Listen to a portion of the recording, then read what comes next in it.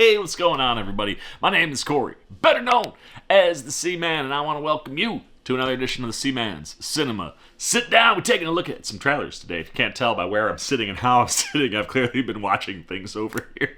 But it's a little bit of a trailer watching day as I take a break from doing things in the apartment. We're going to go check an afternoon movie out. Hopefully the desk I'm waiting for arrives then so I can build it and hopefully finish setting up the front room so we can do some, records in the new studio space up front there. But while all that's going on, like I said, I've got some trailers and we've looked at a bunch of horror-ish things, right? We started with Beetlejuice, kind of horror comedy. Then we went to Alien Romulus, which is just straight up horror, terror, suspense thriller. And then we moved into Late Night with the Devil, which I'm telling you, I'm going to go see that today. I love me some Dismalchian. I love the idea of a possessed girl having a conversation with a late night talk show host while being possessed by the devil. All these things work for me. The visuals, everything, the vibe, it's just there. This screams Seaman, and if you want to see my reaction to it, you can see it right up there. But now we shift our attention from the world of horror and move into the world of laser swords. That's right, man. We got some Star Wars stuff to look at, and we're kind of like Star Wars empty right now. There's like nothing really coming, so it's exciting to see something that is coming, and this is a show that I hope does some dope things. What are we talking about? Why don't you pull up a chair, take a seat? We are getting ready to take a look at the official trailer for The Acolyte. And for those that are unfamiliar with this property and this project, it's coming to us from showrunner Leslie Headland, which, if you've ever watched Netflix and seen the show Russian Dolls, you know that Leslie Headland, I think, is someone, hopefully, that can at least take the crime mystery element and apply it to Star Wars in a really cool way. Russian Doll has a much lighter tone than I think the vibe of what this show could be. But how she plays with mystery and keeping things for the audience down the road as you're kind of trying to figure out things going as well makes me go, this is someone who's super smart. I really love everything that has to do with that show. How that show operates is so good. I really need a third season. But like the idea of her being the showrunner on a Star Wars mystery, like crime series, is kind of exciting. And the idea of going to the end of the High Republic era, about 100 years before Episode 1, and seeing a Jedi investigate, a crime that's going on. Like, that's an area that you want to see the Jedi kind of work in. And, I think that could be a cool thing to play with. And then, like I said, the idea that you're at the end of the High Republic era and you're working with sinister dark side forces is what you're kind of chasing down. It seems super exciting for me. And as the premise states, The Acolyte is set at the end of the Star Wars franchise's High Republic era, approximately 100 years before Episode 1, and it sees a respected Jedi Master investigating a series of crimes that bring him into conflict with a former Padawan learner and reveal sinister forces. So the idea of a Jedi finding a Padawan that's maybe turned to the dark side, that just kind of says Star Wars, doesn't it? And like I said, the idea of like a crime mystery is something that I think could be really cool for a Star Wars show. So I think a lot of people have been really excited for this project, or at least have been anticipating this project for a while now. And this is an era, when you're talking about like the High Republic, that's an era I want to go play in, man. Like, take me to places that we haven't been before and show me some stuff that could be really cool. So let's get the trailer up for you guys. I'm going to get myself a trailer. Yo, no matter what this show does, we will forever now have that image. We've got a new little Star Wars creature that is exciting. And not just a Star Wars creature, that creature looks like he's a Padawan student, right? Like, we've got child... I'm already excited. Anyway, I digress. Let's waste no more time and take a look at what we're getting with the official trailer for The Acolyte. Close your eyes. Close them. Your eyes can deceive you. Also, I believe Daphne Keane is in this, which is super exciting. And AMANDLA STENBERG. Two people I'm here for. Tell me what comes into your mind.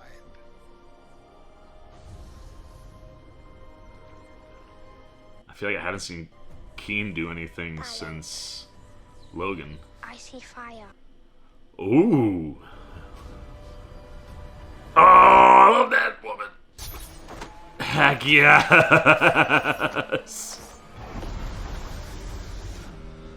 Okay. Yep. Here for that. This June, baby. Someone is killing Jedi. It doesn't make sense. There's Keen right there. Ooh. What happened? Got a Wookiee. Sensed darkness. Was that Stenberg? An age of light. A darkness rises. This isn't about good or bad. This is about power and who is allowed to use it. What is that? Oh! We got LOL lightsabers! Yes! I love me some lightsabers. 2-episode premiere June 4th. That is a... Oh, I love the dark tone. We got frickin' Darth Vader on the Empire State Building last night, which was frickin' dope. They have a like Imperial March like exhibit interactive buying experience. Amazon, the Empire State Building, and Hasbro, I think, teamed up. So that kind of a really cool thing to kind of kick off in a time where we also just had this trailer drop. Look, I know it's an official trailer, but for once, Disney gave us something that was only like 1:45, and it kind of does feel like a tease, man. A lot of really nice visuals. I think the show definitely looks nice. Like I said, we have a new lovable Star Wars creature. But yeah, I mean, like, just from like the design, like I'm really intrigued at everything going on here, right? I don't think I've ever seen a street in Star Wars look like this, and that's kind of something that's exciting, going to places that we haven't been before, and I like what's going on in that shot. And then I mean the cast is great. I didn't even realize that Carrie-Anne Moss was in this show, and like I just went and saw The Matrix in Dolby the other night on the re-release, which was freaking fire. I love that movie, and seeing it in Dolby with Dolby Vision and Dolby Atmos was excellent. So the idea of someone like Carrie-Anne Moss playing someone who's got some power type things going on, it is super exciting, and I just think the idea of her being a badass Jedi gets me super happy. I like, that was one of those where I was like, oh snap, forgot about that, didn't realize that, and now I'm excited for that. But also Lee Jung-jae too, who obviously is the Jedi Master that we see with all the kids walking around. Very excited for him. This is, I think, the first thing that I would have seen him in since Squid Game. So that's super exciting because I really dug him in that. I can't wait for season 2 of Squid Game. And I'm excited to see him come into the Jedi forces in the Star Wars universe. Like I said, we've got Daphne Keane in here too, but AMANDLA Stenberg, yo, like freaking Rue, baby. Stand up. She looks dope, dude. I love this character design and her hair situation. Like, it's just a cool visual, and she could maybe be the character playing on the dark side, which I think would be a lot of fun for her. And then where I just want to get to that, there's just so, like, she looks so freaking badass, man. You got the chainmail, like, I'm excited for Stenberg, man. Big fan of Rue. If you ain't pro Rue, you should probably leave. But I love seeing tons of Jedi. We got a Wookiee Jedi, which is freaking awesome.